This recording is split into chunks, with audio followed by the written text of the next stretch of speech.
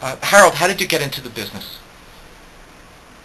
I've been doing jewelry for about 30 years, and my father was in the business for about 20 years before. So, Uh, in terms of coming into the business, obviously the thing that drives your business is the movement in the value of gold, well over $1,000.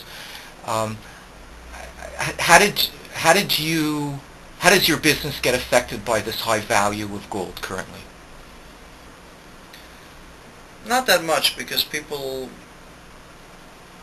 sell when they're ready to sell. When they have it's a they have to reach a mental state that they're ready to sell, and when they're ready to sell, for whatever reason it is, they sell, and people don't look so much at the price of gold. Also, the price of gold is for pure gold, and when you have 10 carat, which is 41%, or 14 carat, 58%, the movements don't change the value that much unless there's a large movement.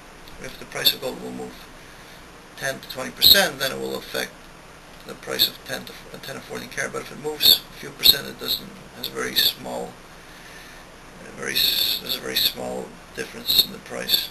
Hmm. The type of people who come to your place of business, to your store, um, can have estates that they've inherited jewelry from an estate. How do you help them with the management of that estate management of jewelry, of gold, of the valuable things that they have inherited? Well, we just give them a free evaluation, and then a lot of people have to go back to their family to discuss it, and then it's up to them if they want to sell or not. Mm-hmm.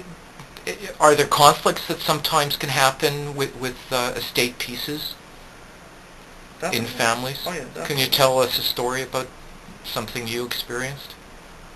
Well, I've had a personal experience in my family. Some of my own relatives, when their mother died, she had a long rope chain, and two of her daughters fought over it, and they ended up cutting the chain in half and each taking half. So, what many people come here and say that it won't happen with my children, but the truth is that it happens more often than people think. Not as of yet. Okay, fine, fair enough. Well, you've been very generous with your time. I know that you're very busy. Thank you very much for this interview.